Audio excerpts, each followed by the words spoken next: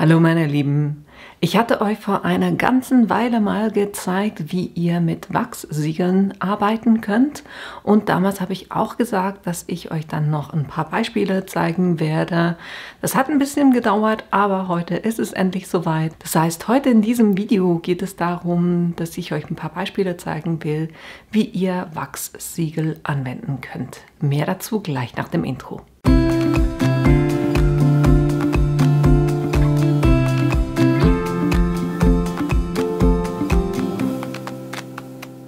Im ersten Video ging es ja mehr darum, um die Siegel selber und wie ihr damit Stempel erstellt und was ihr dabei beachten solltet. Und heute geht es eben um Beispiele, weil ich hatte euch bis jetzt in meinen Videos 1 gezeigt. Da ging es um die Osterkerzen, wie ihr eine Schachtel machen könnt. Und da habe ich eben diesen Osterhasen-Siegel verwendet. Der muss jetzt für ein Jahr beiseite und kommt dann nächstes Jahr wieder zum Einsatz. Aber eben, es gibt natürlich noch viel mehr Möglichkeiten und genau das zeige ich euch jetzt. Und wir gehen einfach ein Beispiel nach dem anderen durch. Letztes Mal, als ich euch die Siegel gezeigt habe, hatte ich hier mit diesem Marmorstein gearbeitet. Ich habe mir solche kleinen Silikonmatten bestellt und die sind tatsächlich wesentlich einfacher noch in der Anwendung. Von dem her werde ich heute damit arbeiten. Den Stein verwende ich trotzdem nämlich, um die Siegel abzukühlen, weil der ist immer schön kühl. Und das erste, was ich euch zeigen wollte, da gehen wir jetzt noch gar nicht auf ein Projekt drauf, sondern ich wollte euch einfach mal zeigen, dass ihr nicht nur mit einer Farbe arbeiten könnt, sondern auch mit verschiedenen. Ich habe hier 2 weiße und einen grünen. Upsi. Die mache ich in einen Löffel rein und lasse das schmelzen. Und ich rühre da auch gar nicht groß um, sondern ich lasse das Ganze wirklich verschmelzen. Und jetzt nehme ich das weg und dann gehe ich hier, ich verrühre nicht, sondern ich ziehe die Farbe ganz einfach hier in den weißen Bereich rüber. Wirklich nur wenig. Und dann gieße ich das eigentlich schön aus der Mitte heraus und stempel das zu.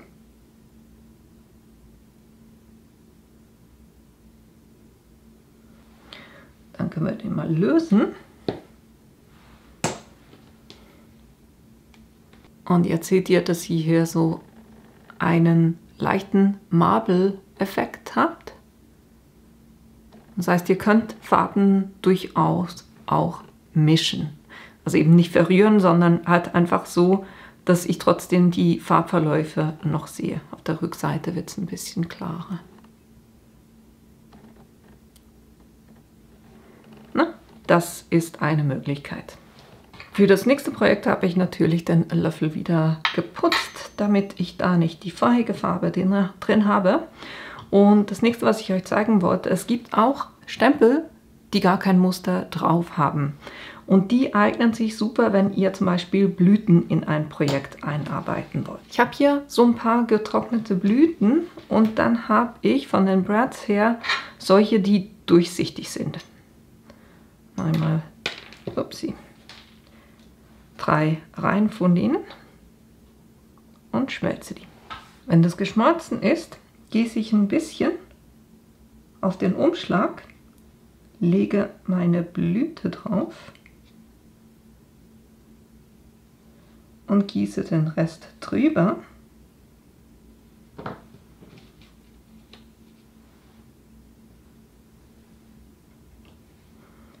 Und dann kann ich das so stempeln. Und wenn ich den Stempel wegnehme, ist jetzt nicht so ein wirklich schöner Abdruck geworden, aber dann ist man sieht quasi die Blüte durch den Stempel durch, weil er schön durchsichtig ist. Ich zeige euch das kurz noch mit einem anderen, nämlich ich habe hier so einen Geschenktag gemacht und ihr könntet zum Beispiel die Schnur so einarbeiten und direkt hier drauf machen. Aber ihr könnt eben auch wie einen Anhänger bilden. Das heißt, ich gucke mal drauf, ich will das der Stempel ungefähr hier ist. Das heißt, ich drehe das und lege das so schön vor mich hin. Wenn das Ganze geschmolzen ist, gieße ich hier ein kleines bisschen drauf.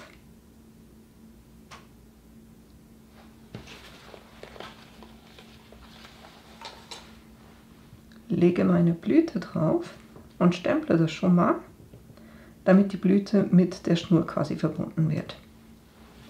So, jetzt kann ich den Rest nehmen und den noch drüber gießen.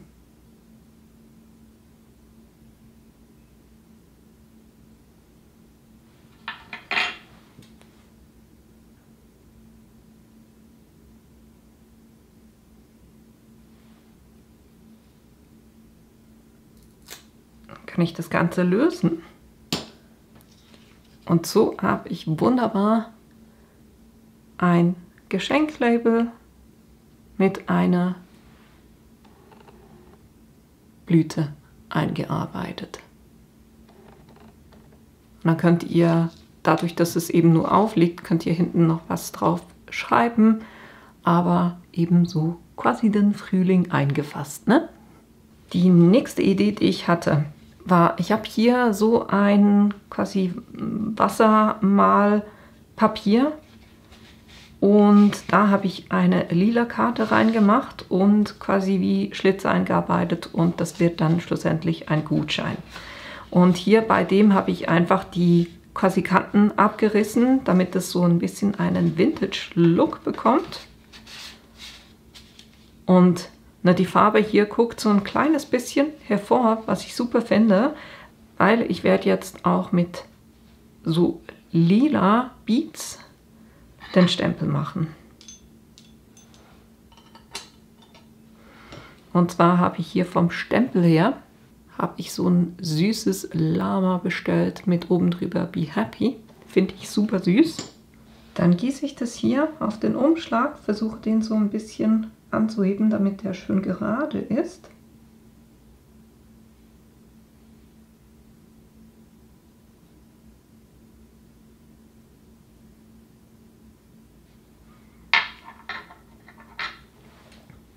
Und dann können wir das Ganze stempeln.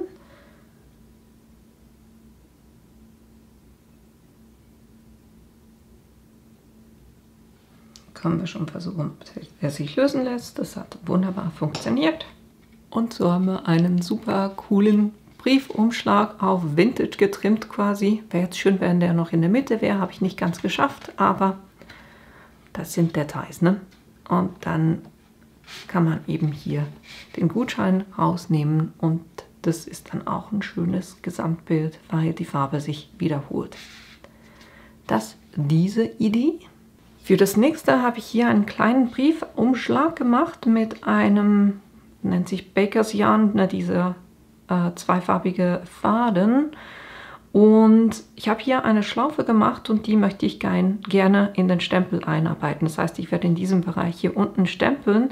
Ich möchte aber, bei dem hier war es ja so, dass man den Siegel nicht brechen muss, um an den Gutschein zu kommen. Und das möchte ich eigentlich auch hier erreichen. Um das zu erreichen, könnt ihr ganz einfach ein Stück Backtrennpapier unter die Schnur drunter schieben. Ne? Quasi da, wo ihr dann den Siegel drauf machen werdet. Dann die Schnur so ein bisschen platzieren, wie ihr es dann haben wollt. Hier gehe ich mit schwarzem Siegellack drauf. Und dann nehme ich hier diese süße kleine Eule, die auf einem Ast sitzt. Dann kann ich das hier im unteren Bereich drüber gießen.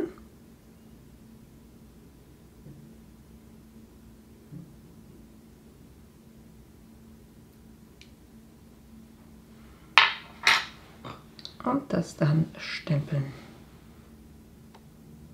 Der ist jetzt nicht wirklich gut gekommen, das war zu wenig Siegellachs. Und was ich jetzt mache, ich fülle einfach nochmal nach und stemple dann nochmal drüber. Jetzt gieße ich da im oberen Bereich, also auch über den Stempel und eher so ein bisschen im oberen Bereich.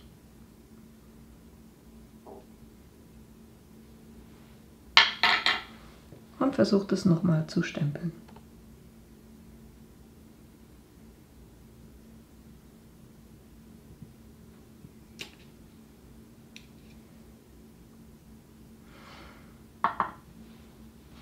Dann kann ich hier hinten das quasi wieder ablösen, das Backtrennpapier.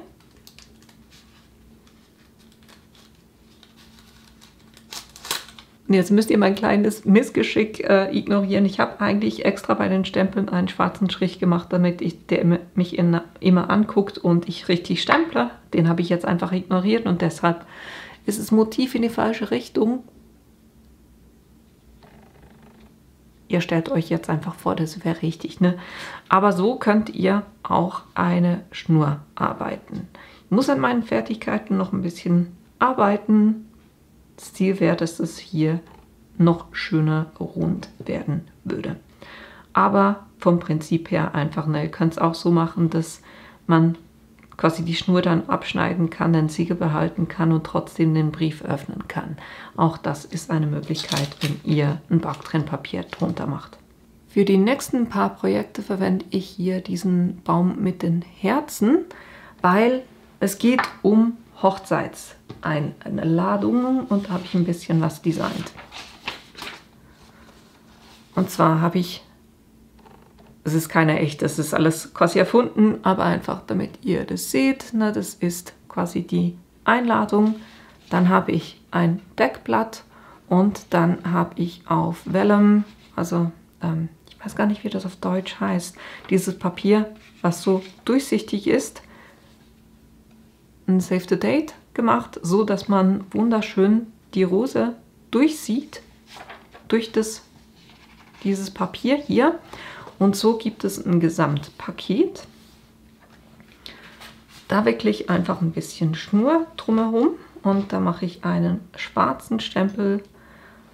Den gebe ich schon mal über die Flamme. Jetzt nehme ich hier einfach so ein Garn und wickle das ein paar Mal um die Einladung herum.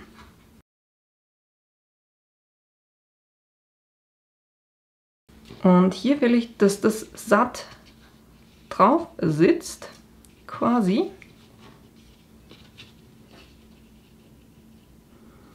Deshalb mache ich hier einen kleinen Knoten.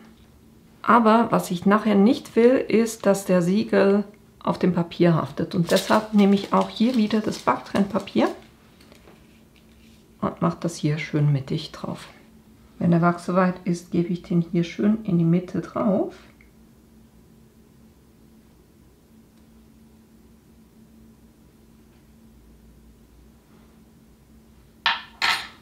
Dieses Mal in die richtige Richtung.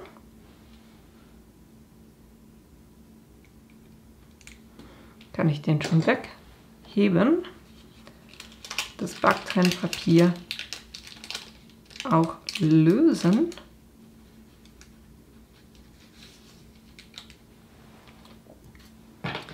Und die Schnur noch kürzen. Und dann haben wir hier ein wunderbares Gesamtpaket mit diesem Siegel mittendrin. Trotzdem eben auch hier muss es nicht gebrochen werden, sondern ich kann quasi die Einladung rausziehen. Ne? Das funktioniert. Die Silbereinladung habe ich nochmal, ne? Genau gleich wie vorhin. Dieses Mal will ich es aber ein bisschen anders anbringen. Und zwar soll das quasi fest zusammensitzen. Das heißt, ich schneide hier, mal gucken, wie weit ich gehen will. Ich schneide hier eine Ecke weg.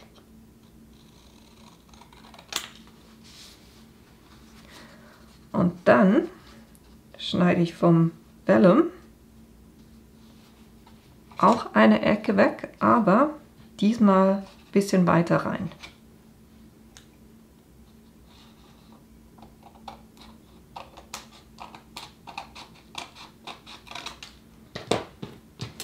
So habe ich die beiden Karten, liegt hier eine Ecke frei.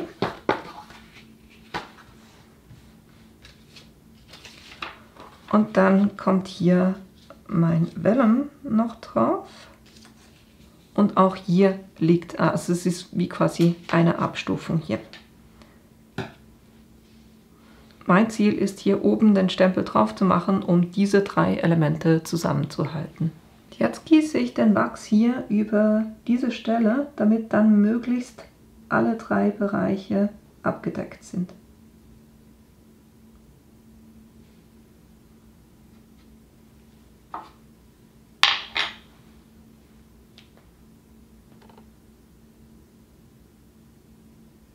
Dann kann ich den lösen. Zur Abwechslung mal wirklich gut geworden. Ne, jetzt haben wir den Baum hier oben und dadurch hängen diese 3 Elemente aneinander und ich kann mir das Ganze so angucken. Ne? Diese Idee. Dann habe ich noch eine weitere Variante davon, auch wieder die beiden Papiere mit dem Einladungstext, den mit der Rose, dann auch wieder dieses Save the Date vorne drauf. Und dann habe ich einen Streifen von diesem Vellumpapier drum gewickelt. Ich sehe trotzdem, den Schriftzug sehe ich immer noch.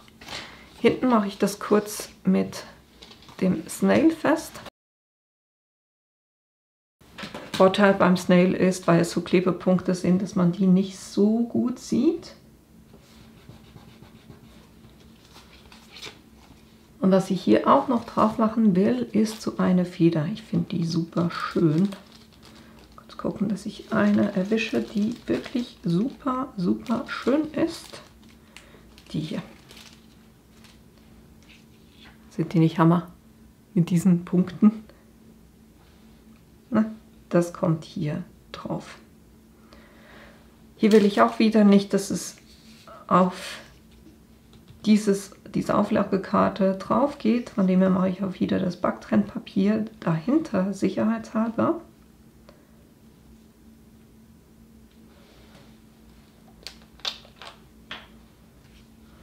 Und ich klebe hier kurz die Feder schon mal fest. Einfach, dass die liegen bleibt, wenn ich jetzt dann gleich mit dem Wachs drauf gehe. So, jetzt hoffe ich, dass ich das möglichst gut hinbekomme.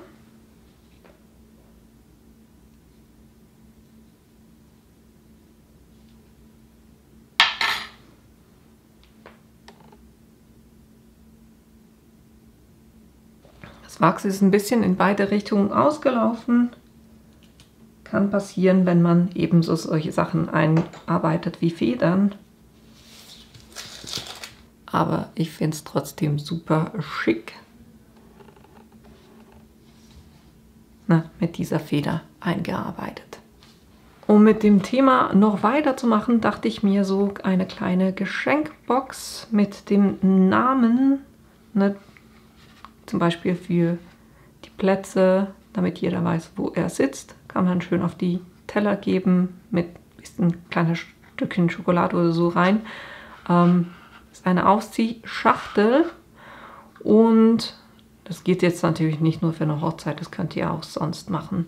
Beschriftet habe ich das Ganze mit dem Printmaker, den ich euch vor 2 Wochen vorgestellt hatte. Und da kann man eben wunderbar auch Namen drauf drucken.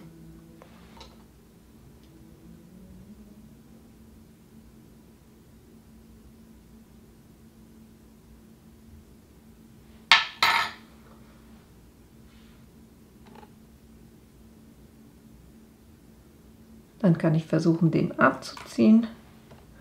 Und ihr habt es vielleicht gesehen, ich habe versucht, ein bisschen die Richtung zu steuern, je nachdem, wie ihn auflegt. Wenn ihr direkt drauf geht, dann versucht es natürlich, also wenn ihr gerade drauf geht, versucht es in alle Richtungen zu flüchten. Und ich habe versucht, den so ein bisschen so drauf zu legen, damit es möglichst in diese Richtung geht. So kann man es auch ein bisschen beeinflussen.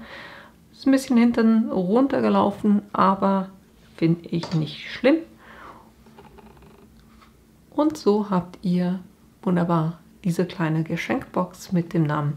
Ihr könnt auch ein bisschen, das war jetzt sehr knapp mit der Größe, das könnt ihr natürlich auch größer machen, damit ihr da dann nicht die Schwierigkeit habt, von wegen, dass ihr genug Platz habt für den Wachs.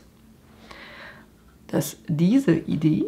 Weiter mit dem Hochzeitsthema dachte ich an kleine Kärtchen, die man zum Beispiel Hilft ja, wenn man Namensschilder hat, wo man dann Magnete zum Beispiel hinten dran machen kann. Da werde ich mit Weiß arbeiten und hier oben ein Siegel drauf machen. Oder zumindest ist das die Idee. Und ihr habt gesehen, ich hatte jetzt ein paar, die nicht absolut perfekt geworden sind. Und was ihr auch machen könnt, ihr könnt das Siegel zuerst quasi auf der Silikonmatte machen.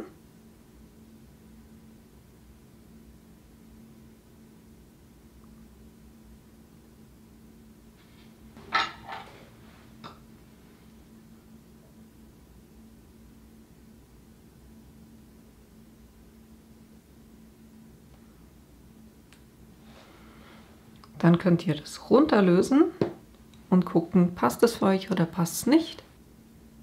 Dann könnt ihr einfach zum Beispiel nur eins kurz noch aufwärmen und das ganz einfach hier drauf gießen. Und dann den Siegel quasi drauf machen, so da wo ihr den platzieren wollt. Weil so könnt ihr die Siegel quasi vorfertigen, ne? Ein paar davon machen, so viel wie ihr braucht. Und ich hatte es euch letztes Mal gesagt, wenn ein Siegel nicht gut wird, dann könnt ihr den auch wieder brechen und das Wachs nochmal verwenden. Und wenn ihr jetzt hier ein paar habt, ne, wenn ihr zum Beispiel Leute eingeladen habt, 10 Leute, und macht ihr einfach mal 10 Siegel auf der Silikonmatte und dann könnt ihr die im Nachhinein noch so aufbringen. Ne? Das ist diese Idee. Genauso werde ich es auch beim nächsten Projekt machen, weil hier ist es wirklich schwierig, dann das richtig zu erwischen. Deshalb werde ich das Siegel separat machen und nachher einfach quasi hier einfach ein bisschen Wachs drauf machen und das Ganze hier drauf befestigen. Das ist einfach so eine kleine Box, die ich mit dem Geschenkboxe Punchboard von We Are Memory Keepers gemacht habe.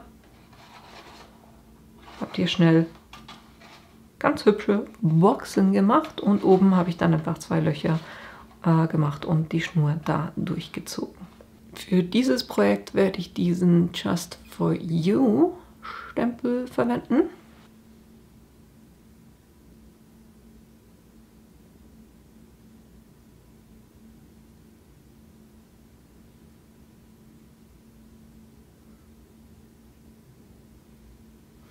Bei dem muss ich einfach gucken, dass ich ein bisschen länglich gieße. Können wir schon mal gucken, ob das was geworden ist. Der passt super. Ne? Hier dieses Just For You. Jetzt habe ich gleich noch mal eins aufgewärmt, um das dann hier drauf zu gießen.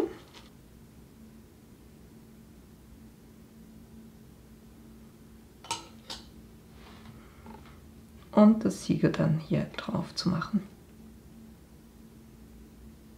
Und dann haben wir hier wunderbar das Siegel oben auf der Geschenkbox. Man könnte hier sogar noch ein bisschen höher gehen.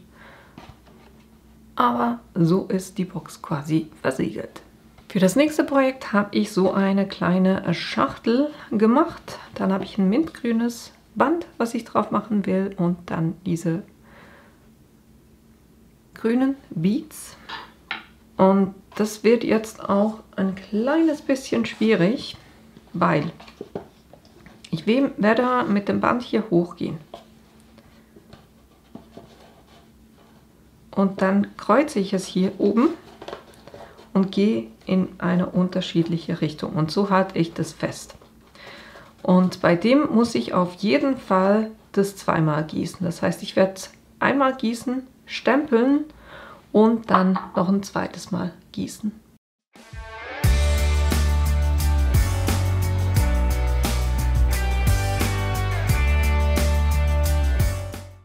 Und wenn ihr mit dem Ergebnis nicht zufrieden seid, wie immer, könnt ihr auch einfach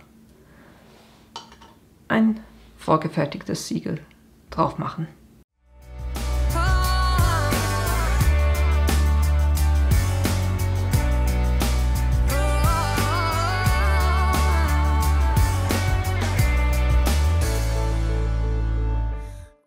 Und dann habt ihr quasi ein bisschen geschichtet, aber passt.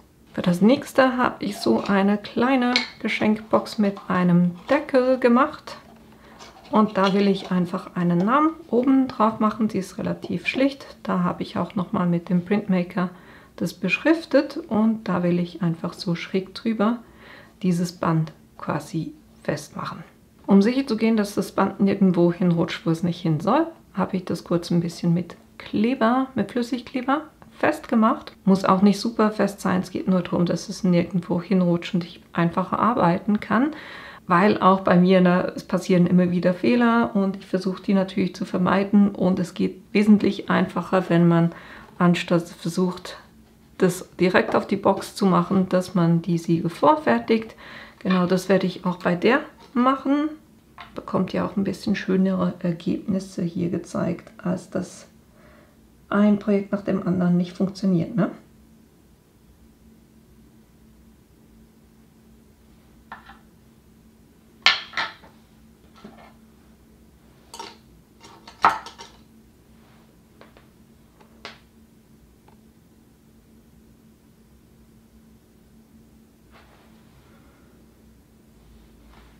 Stempel lässt sich schon lösen. Wunderbar. Hat super funktioniert. Der soll hier drauf, um diesem Grau-Weiß so ein bisschen Abwechslung zu geben. Braucht das wirklich nur wenig, um hier einfach das vorzubereiten, damit ich den Stempel drauf machen kann. Ich warte da auch immer ein bisschen, dass es nicht zu heiß ist und mir quasi mein Stempel schmilzt. Das wäre dann schlecht. Aber so hat es wunderbar funktioniert. Und ich werde euch nachher noch zeigen, was das genau für ein Stempel ist, weil ich habe einen mit meinem Logo machen lassen. Und ich dachte mir, das wäre eigentlich cool, wenn ich es dann endlich schaffe, auch mal ein bisschen Workshops zu machen. Für jeden so eine kleine Schachtel mit dem Namen auf dem Tisch mit meinem Logo. Finde ich super cool. Aber eben, das könnt ihr auch, wenn ihr besucht habt, ne, um ein kleines Goodie auf den Teller zu stellen oder sowas mit dem Namen eben, finde ich eine super coole Sache. Und ihr seht eben auch mit den vorgefertigten Siegeln funktioniert es halt einfach wesentlich einfacher. Und deshalb werde ich das auch gleich bei meinem nächsten Projekt machen. Hier habe ich ist auch als Namensschild gedacht und hier mache ich auch wieder das Prinzip, dass ich das hier vorne mit dem Siegel auf den Bastelkarton befestige. Und so kann man das dann wunderbar an den Platz aufs Teller legen. Ne, das ist die Idee. Aber wie gesagt, ich werde den Stempel vorfertigen.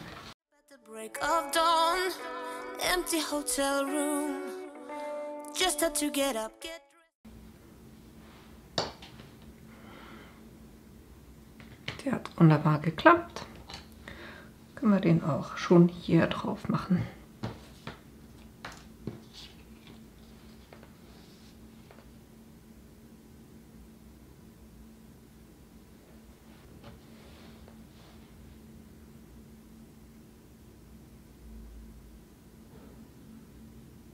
Und so haben wir auch wieder das witzige Lama hier auf dem Schildchen mit dem Namen, mit dem bedruckten Vellum.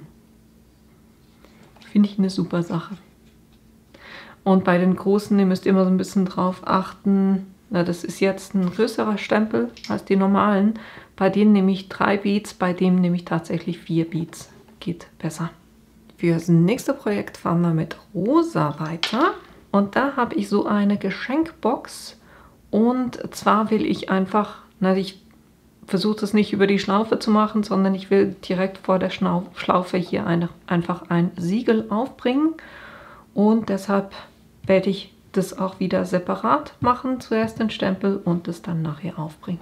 Ihr könnt es übrigens auch so machen, ich mache es jetzt immer mit Siegellack, aber ihr könnt natürlich auch das Siegel selber logischerweise mit dem Siegellack machen, aber dann mit der Heißklebepistole einfach einen Punkt drauf geben und das so festkleben. Geht natürlich auch, ne?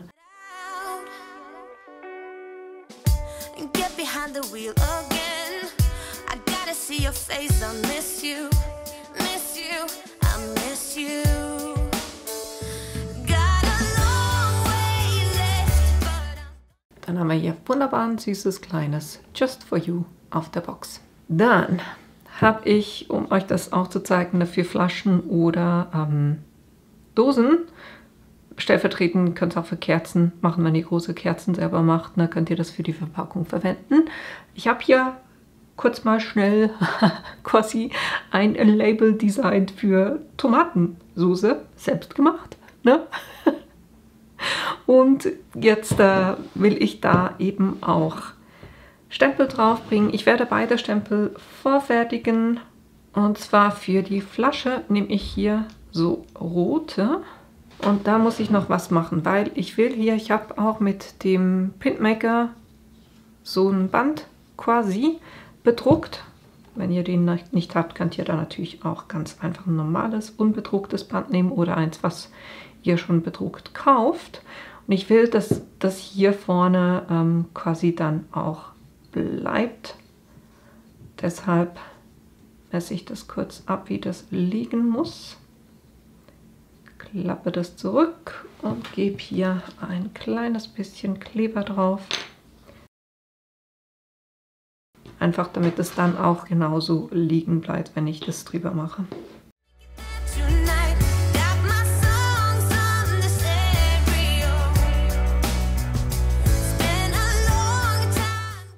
Und so habe ich wunderbar auf der Flasche mit dem Siegel einen kleinen, ne, Just for You. Das ist die eine Idee. Könnt ihr auch mit Weinflaschen machen oder solchen Sachen. Und bei dem Glas mache ich es ein bisschen anders. Da habe ich ein schwarzes Seidenpapier.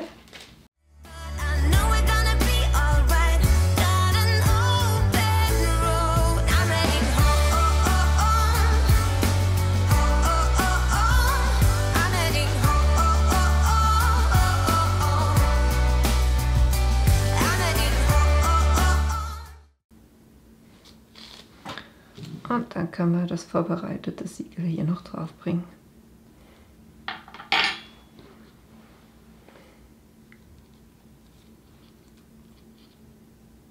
Und so einfach könnt ihr eben auch Gläser oder Kerzen verpacken und ein Siegel drauf machen.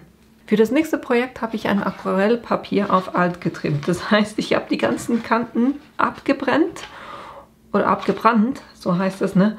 Und dann habe ich es mit Kaffee bearbeitet. Ihr könnt sowas auch mit Tee machen und upsie. Und meine Idee ist hier, dass ich dann hier innen drinne einen Gutschein reinklebe. Und deshalb mache ich das Siegel nicht permanent, sondern ich werde es dann quasi nur mit der Schnur festmachen, damit ich das nachher noch machen kann. Ich wollte euch einfach das Prinzip kurz erklären. Weil ich nehme jetzt einfach eine Schnur und wickle die hier so ein paar Mal ringsherum und verknote die. Dann bereite ich hier kurz das Siegel vor und mache das Backtrennpapier hier drunter. Also kann ich jetzt dann das Siegel hier dran festmachen, das fertige, aber es klebt quasi nur die Schnur zusammen oder hält die an Ort und Stelle, aber nicht das Papier. So kann ich das nachher noch bearbeiten. Ihr könnt da natürlich das dann auch gleich direkt draufkleben, wie ihr das haben möchtet.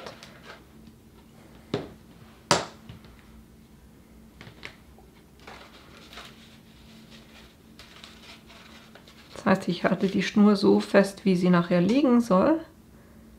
Gebe da vom Siegellack drauf.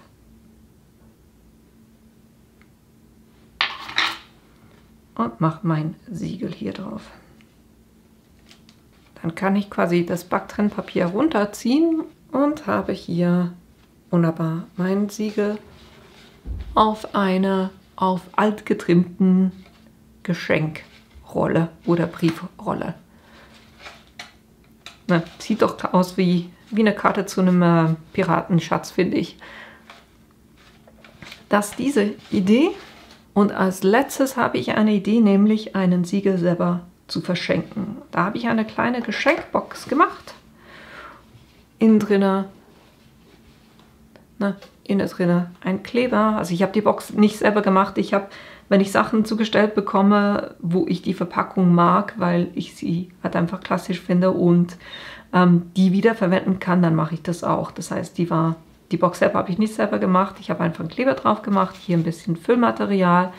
Ich habe 2 kleine Fläschchen mit den Beads in 2 verschiedenen Farben, die da drin sind. Einen Löffel natürlich, den man braucht. Eine Kerze. Und dann ist eben die Idee, dass dann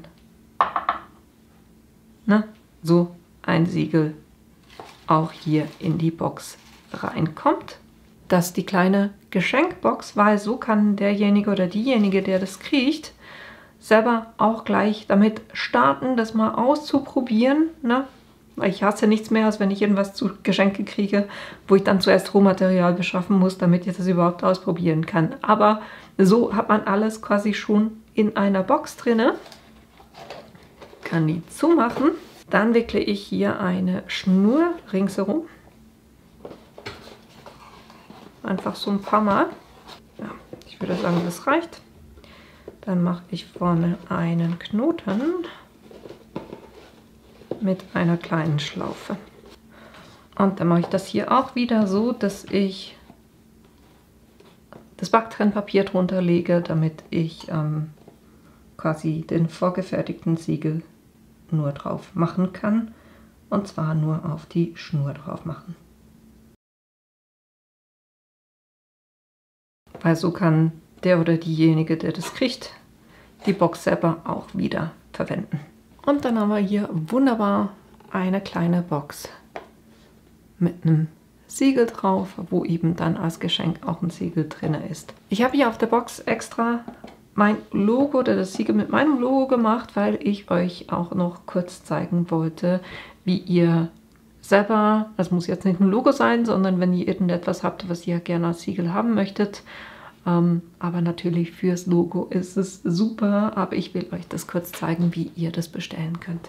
Und zwar könnt ihr da, wenn ihr auf der Home-Seite seid bei Craftsby, ich mache euch den Link dann unten rein, da kommt ihr hier auf Customized Stamps, ne? Und da habt ihr ein Customized Removable Wax Seal Stamp Round Wooden. Dann habt ihr hier verschiedene Varianten. Ich habe hier den mit dem Holz. Den gibt es auch viereckig oder dann mit einer unterschiedlichen Halterung. Ne? Kopper, Rosegold, Bronze. Ich habe eben wie gesagt hier den ganz normalen runden.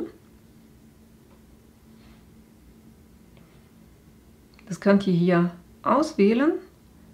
Dann, um den zu bestellen, müsst ihr eine Datei auswählen. Da könnt ihr hier drauf gehen. Ich hatte das bei mir so aufbereitet, dass ich eben mein Logo und ein paar Punkte ringsherum habe. Kann ich sagen, verwenden.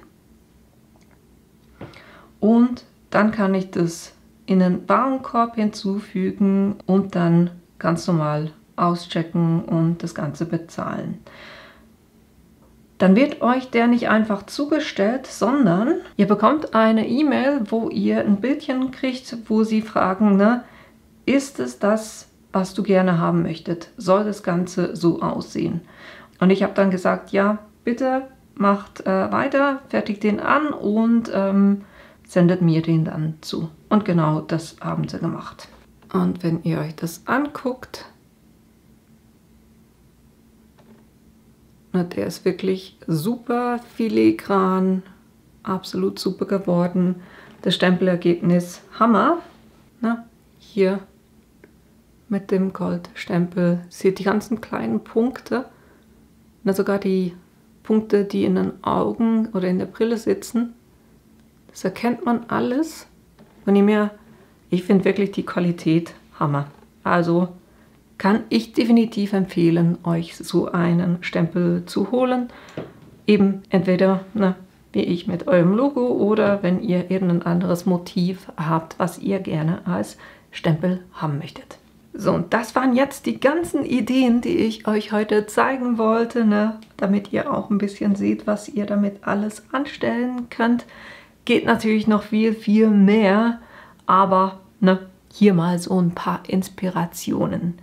Ich hoffe, die Ideen haben euch gefallen und es war hilfreich für euch und natürlich, dass ihr Lust habt, das selber auch auszuprobieren und dass ich euch in einem meiner nächsten Videos wiedersehe. Bis bald!